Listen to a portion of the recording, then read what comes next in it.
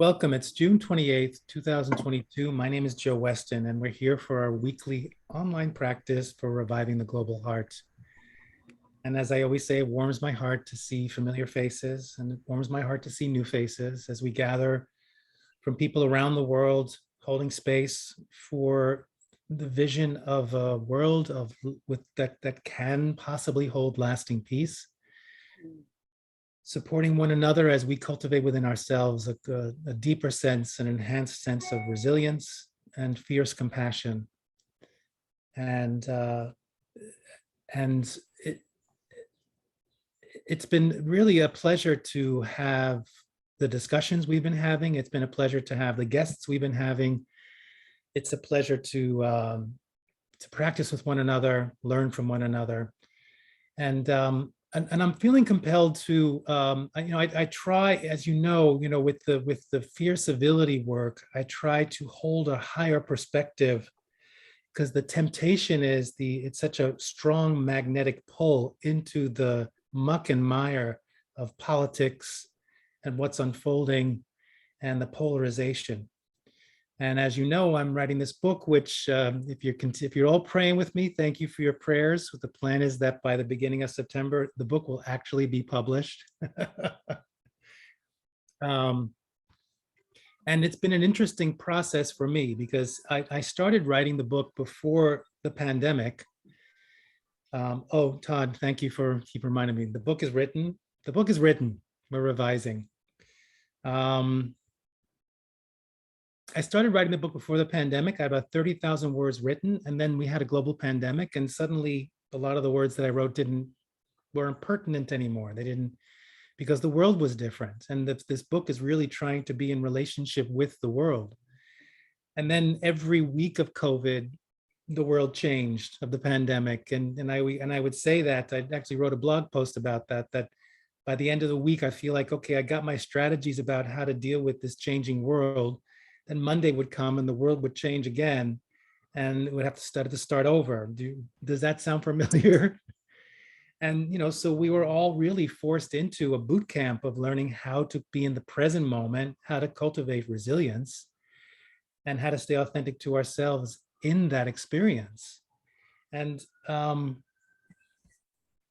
then George Floyd happened, the issues here around, and with an explosion around a national movement towards addressing issues around race and privilege in the United States, and that actually transcended through the world. And that were not transcended, but it expanded out into the world. As I see Mika nodding, that a lot of these issues that we are dealing with currently are really reverberating throughout the world.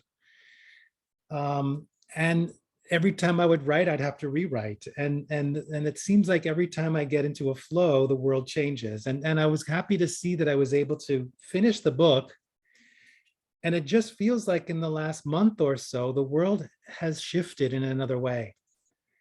And certainly the last 6 months, and certainly in the last week, certainly for those of us in the United States.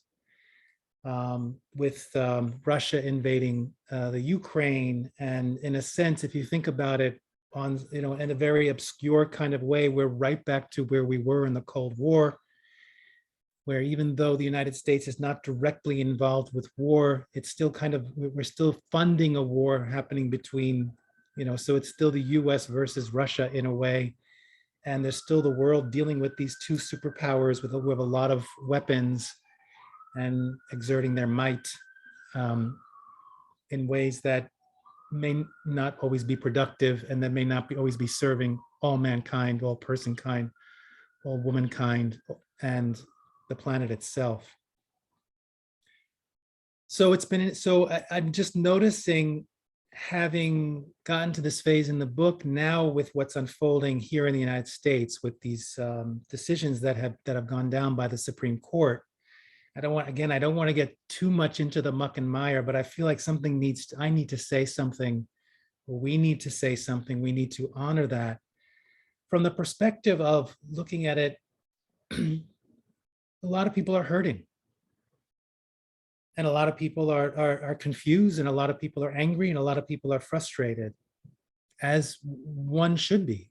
And at the same time, a lot of people are excited. A lot of people are elated. A lot of people are satisfied. A lot of people are joyous. And both can coexist. And that's the crazy thing about human beings, is that both can exist at the same time.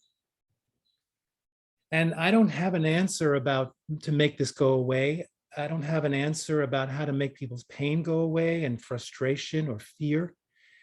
But what we're seeing unfolding is in a sense, a natural progression through history.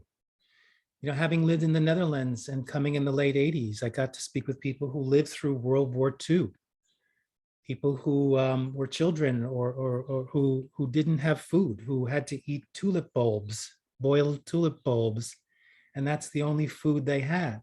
People who were hidden for fear of being murdered by the Nazis, people who hid people, people who claimed to hid people but may not have hid people.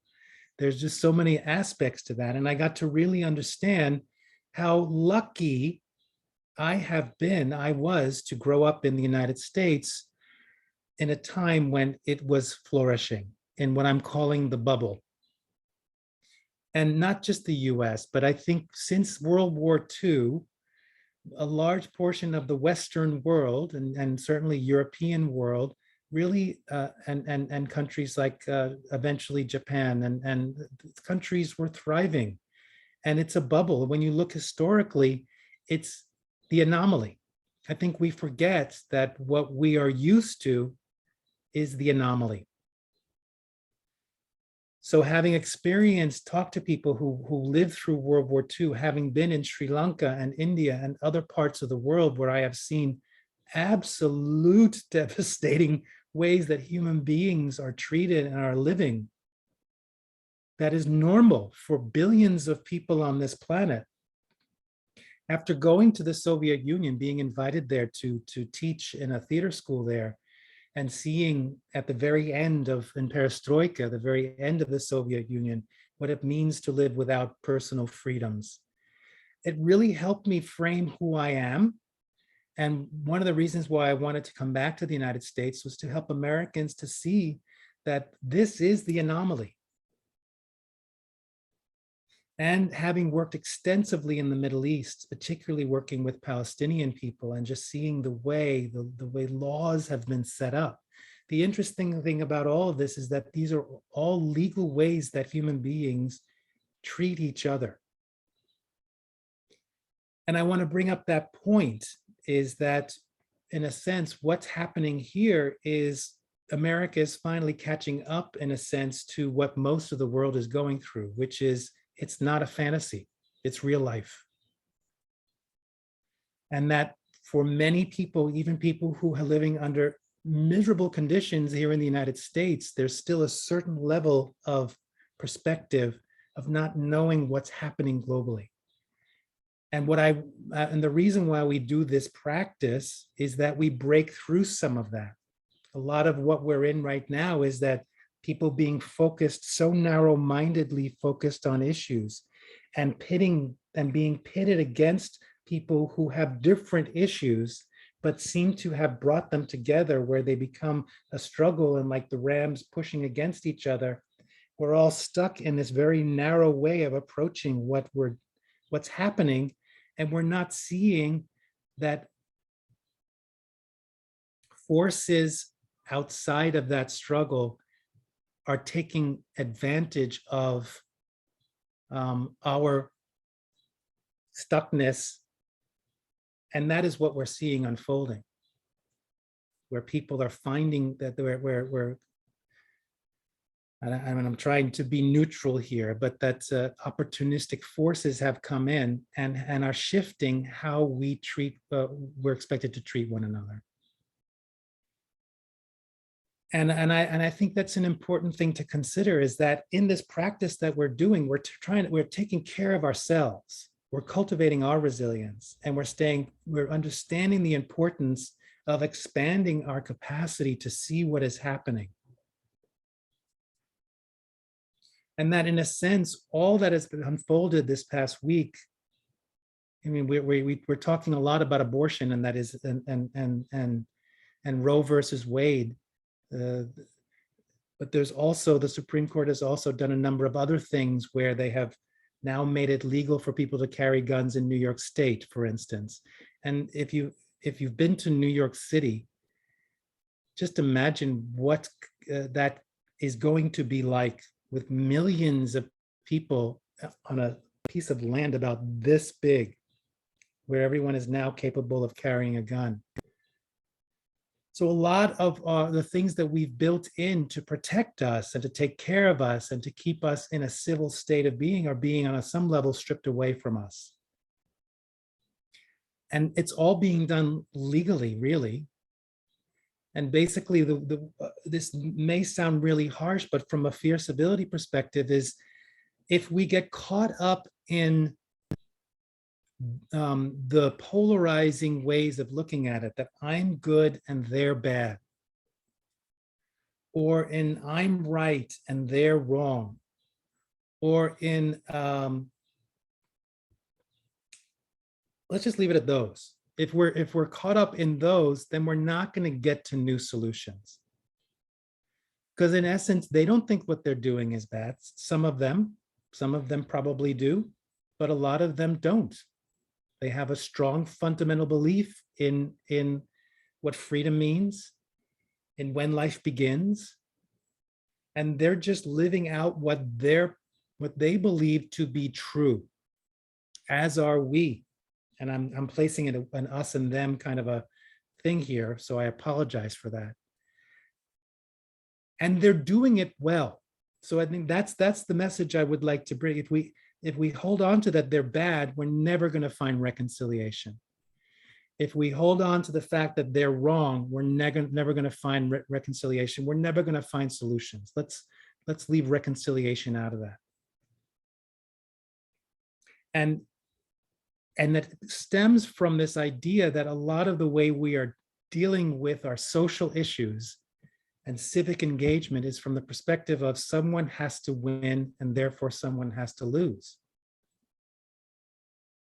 And if you think about it, those who have advocated for since the 1980s in this country for a ban on abortion, for taking away certain rights of certain people, they're winning because they're playing the game well. They really have been playing the game really, really well. They've done it. They've got the money. They've got the patience. They've got the strategy. Everyone falls into line. So in a sense, if I'm playing a game, if we're playing chess, and instead of playing a game where we all win and we're playing a game where there has to be a winner and the other person starts winning, we can't suddenly say, oh, they're bad. So the question is, A, how do we play the game better if we want to see different rules, if we want to see different laws? And for me, how do we create the new game? And for me, the new game is to let go of the fact that there needs to be winners and losers, to let go of the fact that there has to be a good guy or a bad guy, to let go of the fact that someone is wrong because they have a different viewpoint than yours. All of that may be true. There are people who do bad things. There are people who are wrong, fundamentally wrong in terms of their facts. And there are people who cheat the system to want to win, or just ignore the rules or don't play the game. Those aren't the people that we should want to engage with when we're doing this practice. When we're committed to finding alliances in surprising places, what we're committing to is letting go of those things and recognizing that there are so many different, there's a spectrum of what people believe. I have to believe that there are people who do advocate for minimizing abortion and also respect women and respect the rights of women. I have to believe that they do exist. And I have to believe that there are people who can honor the fact that someone believes that a fetus has personhood, and honor the fact that at some point, maybe not at the beginning of pregnancy, but at 8 months, that there's some, that to just honor that someone can see that there's some level of personhood, and still honor that and still advocate for the rights of women and the capacity to make choices. And it's those people that we have to find. It's those people that we need to ally with. And that's the new game. I don't know any other way to do it, if not just tear down the system or continue to be in this back and forth fight. I think it's an acknowledgement of the fact that, you know,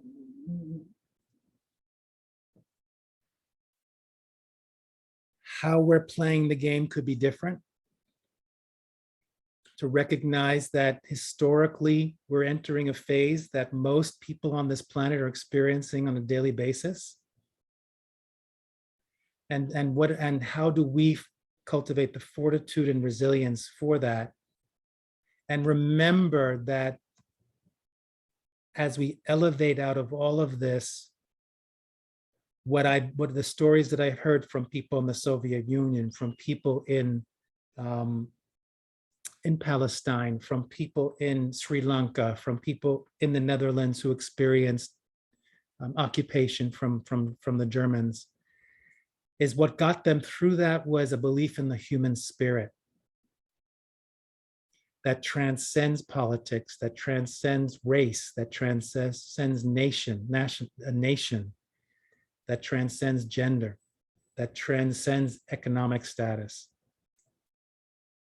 And that, I believe, is our driving force. That there are more people on this planet who do believe in decency and civility and care for one another than those who don't.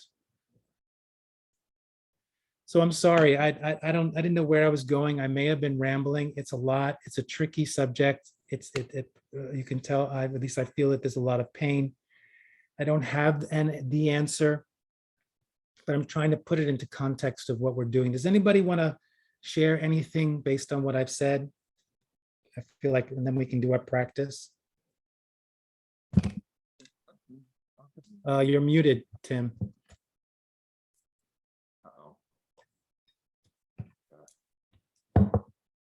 Problems. It's okay.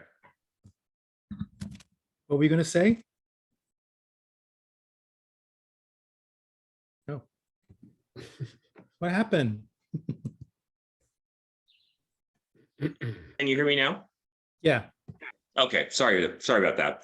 A topic near and dear to my heart, as you know, given some of the things I'm involved with. I think we have to, so I agree, but so we have to understand the enemy, though, that's driving, and then I think work, as you say, to define the world that we want to live in and the people who can help tip the difference into that world, knowing, though, that power and wealth are driving a lot of things that we see, right, and always have.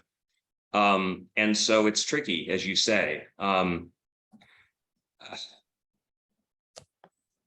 Yeah, sorry, my technical problems here probably disrupted some of my train of thought, but I think it's going to, in some of the things I'm involved with, it's this constant visioning of what the world could be, for sure, but recognizing that there are powerful forces around capitalism, democracy, racism, and other oppressive sort of factors that have played into how this was created. And I do worry about trying to change that power structure, which is very powerful, with any other similar power structure, or whether a different approach is needed, and what could lead to real positive change, to be frank. I think you bring up a good point, Tim, if I may reflect. I'm not understand. I would just bring attention to your use of the word "but." Yeah, sorry. You created a polarity there, and I'm not sure where you wanted to go with that. You know, that yes, we need to vision a new world, and there are forces with a lot of money that are driving all of this. I think that's. Do you see where I'm going with that? Yes, absolutely. Absolutely. Thank you for that, pointing that out. And I also, as a white male, recognize that how I've seen the advantages of the US during the period you talked about as being this bubble may be very different from those who are not white male, who experience the same US context. Hmm. Perhaps. Yeah, And I would also yeah, say that it's all relative to some of the things that I've experienced around the world. Yes. Yes, yes. Yeah, and I would add, Intersectionality is always, yeah. yeah, and I would add to Golden. that. I would add to that, Tim, and Joe. What is very present for me is the absolute need for resilience, because it is clear that power structure is coming for all of it. Gay rights are next. Gay marriage is next. It's but what I also find interesting is that power structures are quite self-serving, because why isn't interracial marriage next? The justice who wrote the opinion about these egregious decisions is in an interracial marriage, which is one of the, I would, if we're talking about personal autonomy as, equating it with sin, I would say the original sin would be interracial marriage in terms of personal autonomy. Apparently, we're going to stop right there, but everything else is next. So I do think that just having a sense of resilience and open-eyedness, as opposed to being shocked the next time one of these decisions comes forward, is key to resilience. Because it's, now everyone right now is thrashing around in a lot of emotion, when, this was projected for years that this was coming. Yeah. And gay rights are next. Golden, I appreciate you saying that, because I think that's the point. You say it in a way that helps me clarify we have to stop being shocked. That's really it. Because that's when we're stuck in, oh, they're bad. Oh, how evil. Oh, not in this country. Oh, that would never happen here. Well, it is happening here. Stop being shocked and just accept. And I would say, in response to that, Golden, is that the reason why, based on what you're saying, that they wouldn't go for interracial marriage is because simply they're playing the game well. They're playing the game well. And so, so how do we figure out how we can play the game, and not from a win-lose perspective, but start creating our own rules? I get caught up on this piece because it's like the game isn't being played the same by either side. So there are people that are willing to lie and cheat and are greedy, and all these things that seem to be happening more on one side than the other. And I hate to polarize it like that. I have friends on both sides, but I get caught up in the darkness of what people are willing to do to get their way. It's hard for me not to think of that as wrong. And I get caught there. That's the beauty. That's the purpose of Fierce Civility. That's the purpose of this practice. Is you're caught. We get caught. We get stuck. We get stuck in that polarization. And the practice is the resilience is to try to break that, because a lot of the statements you could say in terms of, if you open it up, there's a lot of lying and cheating that also happens on the other side that you're talking about. So I know. We have to, again, if we binary it, if we create this or that, that's what creates the stuckness. That's what I want to make clear. Simply creating the this or that, the but, right? Not this, but that, is what creates the stuckness. By saying and, by opening it up, you create possibility and a way for you to find your way out with some new ways of looking at it. It's not, you call it dark, but other people would call it light. So is it dark or is it light? It's your truth that it's dark. I don't know if I agree with that, because if somebody's willing to allow people to suffer, to me, I look at that as dark. Like this, like everybody is talking about the abortion piece of, and I'm like, but what about the guns? So I'm so glad you brought that up. And also what Golden said. I mean, birth control's on that list too, Golden. I mean, it's the willingness to allow people to suffer or to starve or to not have clean water, all those things. I have a hard time with that piece. No matter what side you're on, if you're willing to allow people to suffer, I can't get on that train. And this, so Cindy you want to say something, but I just want to say, and this is again, I'm always going to bring it back to the practice. Thank you. The issue is that we're training ourselves to be able to create the new habituation that we're concerned with the needs of others. Most people on this planet are not wired that way. We take it for granted that we gather people who, if you come on a weekly basis, you're inclined to think about others, not only yourself. So remember that there's a certain, that why is this unfolding? Because most people are only focused on their thing, on them being successful, on them achieving, getting their needs met.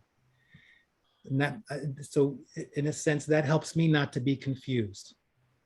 And again, I'll bring it back to, and there are a lot of people who are not saying anything about this that we don't hear from. These are the people we need to reach. That's where the alliance building happens, where they would be interested in being in the discussion of new solutions, of playing a new game. Cindy? I love this conversation, and at the same time, I feel myself really stirred up, and I think that's appropriate. I agree on we've talked a lot about the problem, and I think we're doing a good job of defining the problem. And for me, a lot of the solution lies in the middle. You know, there's so many extremes, right? The polarization, the this or that, and then in the middle, there are humans and there are stories. And I feel like one of the things that gets so missed in all of this, the word that comes up as I hear people talking about the solution is connection, right? Like there are places where we connect. And who was it we were talking about, Todd and Tia in the dojo, who is a jazz musician, and he reaches out to members of the KKK. What was his name? David. Dylan? Dylan. David Dillon, Todd. Anyway, for me, he's a great example of putting his life at risk. He's African American, and stepping into that space and saying, we have things in common, things that the members of the KKK may have never thought of. And the love and the compassion that it takes and the fierceness to do that, to hold that space, to find the common ground. And what I find people of great wealth, one of the things that their wealth buys them is almost complete isolation from the rest of the world, and to not have to interact and to not need each other. And Daryl Davis, thank you. And we do need each other. That's an illusion. We all need each other. The sense of community and being a communal existence for me is absolute. And if we lose track of meeting the people that we call enemies, we are done for as a race. So yeah. I feel a real sense of urgency to find ways to connect, even with people that their opinions feel harmful to me and to people that I love. I don't know. And again, I don't know that that's like, I don't know how to prescribe that solution other than being here in the practice. So.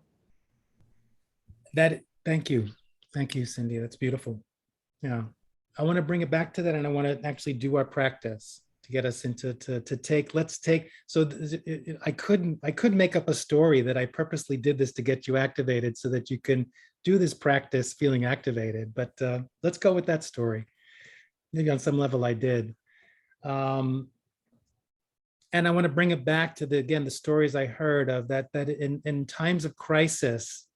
In the Dutch people that I spoke to in World War II, I don't know, Mika and Hank, if you have stories, but that what got them through it was connecting and staying connected to their humanity and connecting with others from their humanity. While inhumanity and injustice and horrific things were happening, crimes against humanity were happening, what got them through it was to remind themselves that they are human and that the people they connected with were human.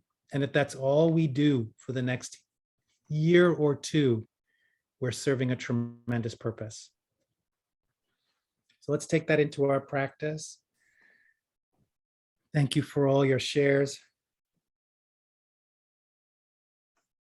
for your wisdom, your passion, your experience, your studies.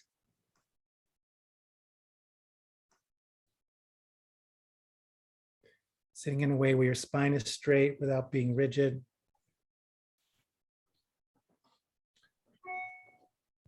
Relaxing your jaw, relaxing your shoulders, relaxing your belly.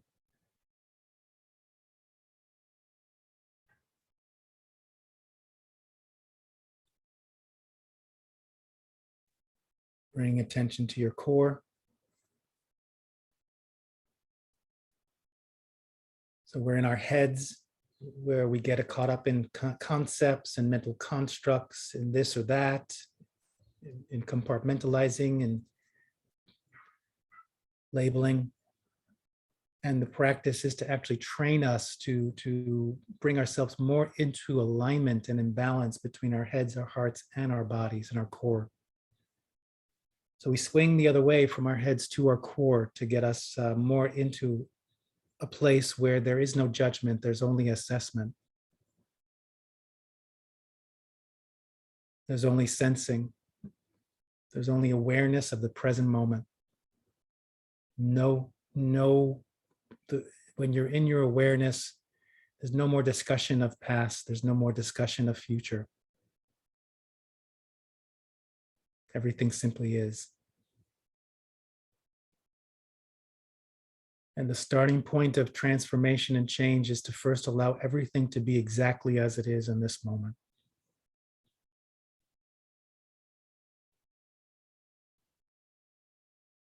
Meet the situation where it is.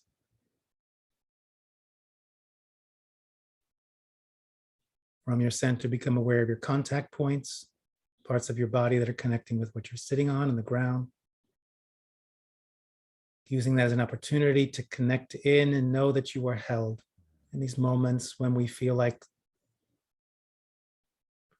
we're left behind or we're being attacked, we're powerless or helpless.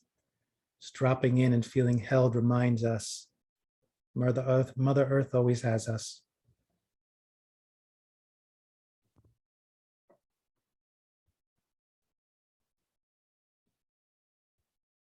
From your core, first connecting with yourself, checking in with your physical body, the sensations, adrenaline, heart rate, breath, tension, relaxation.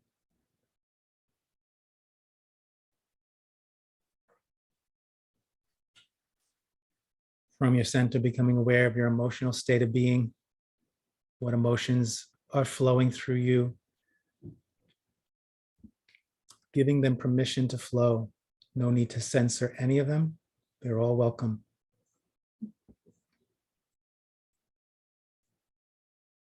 We have a right to feel everything we are experiencing.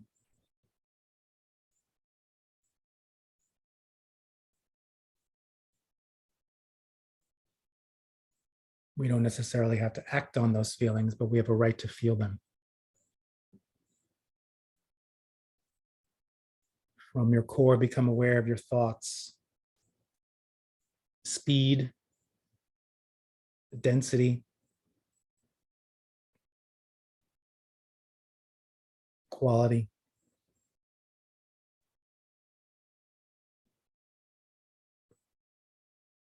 From your center, connecting also now with your heart to the middle of your chest where your heart power resides, personal power with heart power.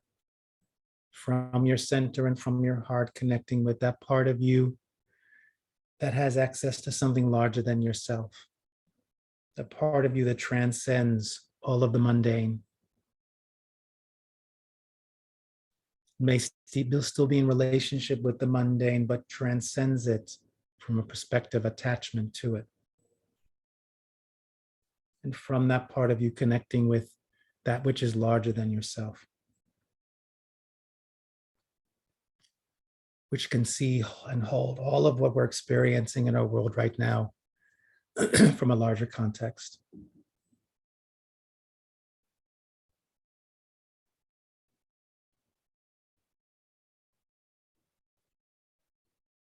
One blip in time and space, the totality of time and space. With this awareness of self, allow this to flow out towards your boundaries, filling up your personal space, making sure your personal boundaries are intact, not necessarily claustrophobic in a way, but intact in the sense of maybe supporting you and allowing only beneficial energy to come in, shielding you from negative energy.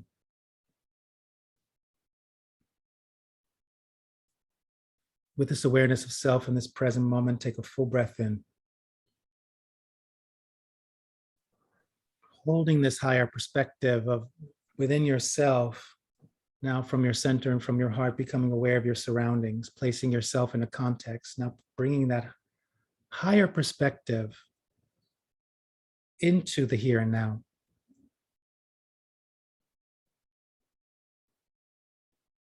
Not either or, both and. And with this awareness of self, higher perspective, and your surroundings, take a deep breath.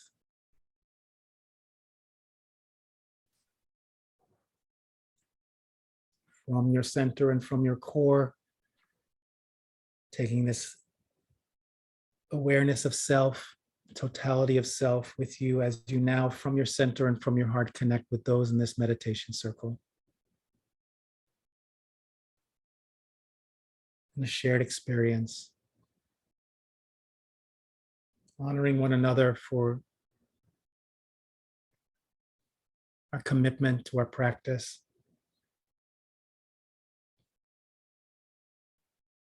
Our commitment to hold a vision.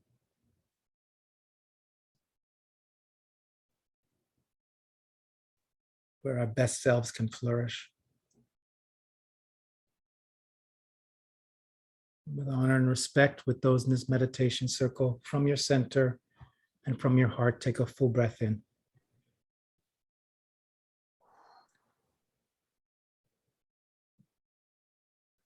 And with this awareness of self, surroundings, and others, from your center and from your heart, become aware of those that you would label loved ones.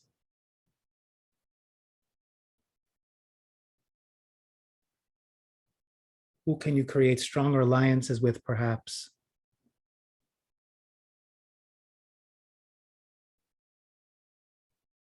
Seeing if you could, as you're connecting with loved ones, let go of this idea of good or bad, right or wrong.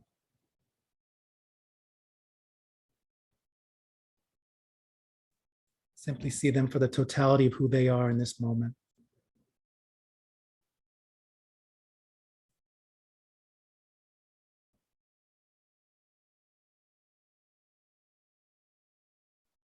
And from your center and from your heart, become aware of those human beings you would label stranger.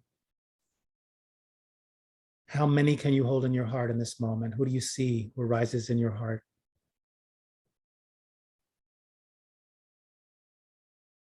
And from your center and from your heart, as you connect with them, see if it's possible letting go of labels, judgment.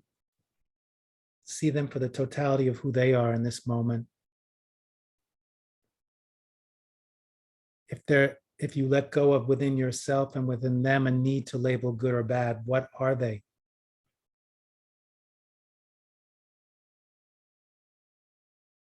Or right or wrong?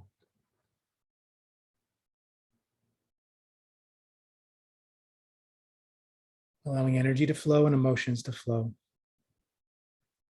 And from your center and from your heart, become aware of those that you would label adversary. How many do you see from your center and from your heart engaging with them? Notice how that influences your nervous system, your level of presence, your open-heartedness.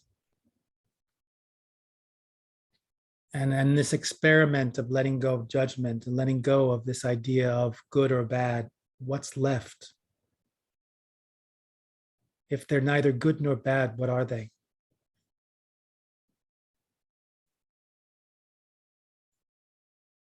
If they're neither wrong, right nor wrong, then what are they?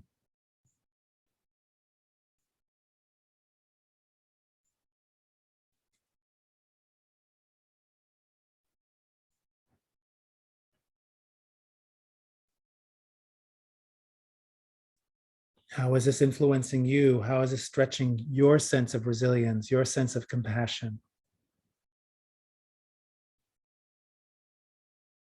Stretching the capacity of your mind to stretch past your current mental constructs.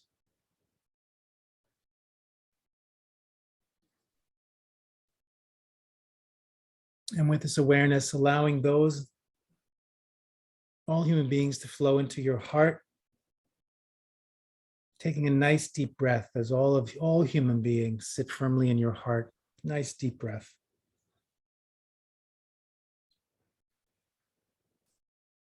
Bring your awareness back to those in this meditation circle.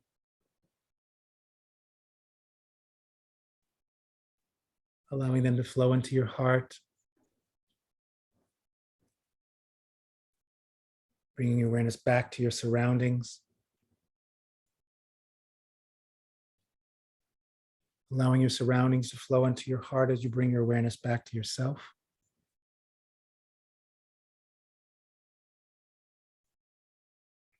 And with the whole human family, with those in this meditation circle flowing in your heart right now, holding back to that part of you that has access to something larger than yourself.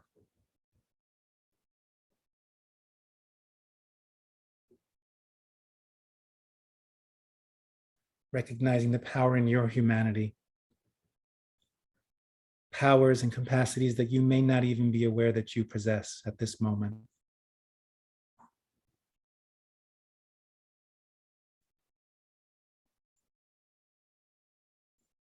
Allowing the benefits of this practice to flow into every cell of your body. Enlivening your cells. Into your organs, nurturing you and feeding you. Into your core, filling your battery. And finally, into your nervous system as a way to remember this. To be able to walk this on the planet.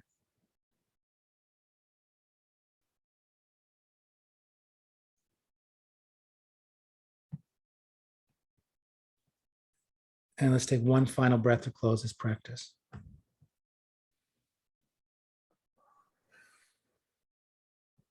Slowly open your eyes. Stretch your body, shake your body.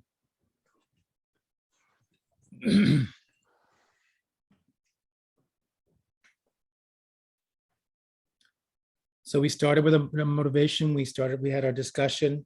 We did our practice. We had a chance to reflect. We're at noon now. Eliza, it's great to see you. Next time, oh, bye, Eliza. I want I just want to say that I want to thank you for allowing me to share what I was sharing. And if there's anything that I said that brought questions or doubts to anything, please get in touch. I'm not reading from a script. I'm following my heart. And so if there's anything that I said that you felt was inappropriate or harmful or doubtful, please let's discuss it. Any last reflections before we close? I would love to read a poem for the closing. It's short poem. Not We're- too long. It's pretty okay. short. can you, we're already a minute over, so. Okay. I will not die an unlived life. I will not live in fear of falling or catching fire. I choose to inhabit my days, to allow my living to open me, to make me less afraid, more accessible, to loosen my heart until it becomes a wing, a torch, a promise. I choose to risk my significance, to live so that that which came to me as seed goes to the next as blossom, and that which came to me as blossom goes on as fruit. I felt like it aligned with what you were saying. And Thank you it's so much. by Donna Markova. Thank you. Thank Thank you for you. letting me read it. Thank you all. Thank you all for your sharing, for your wisdom, for your heart and your care. Let's take care of each other. Please take care of yourselves. I'm here if you want to reach out to discuss or you need support, let me know. And I hope to see you again next week. Thank you, And Joe. may the benefits of this, as always, help us stay connected to our humanity. And with that resilience in our humanity, awakening and sparking the humanity in others, connecting from that place. And may all beings on this planet have enough fresh water to drink and food to eat. And all governments and world leaders and large institutions govern from a place of compassion and care as opposed to greed. Okay, thank you. Thank you. Thank you, Joe. Thank you, Joe. Thank you, team. Thanks, everyone. Thank you.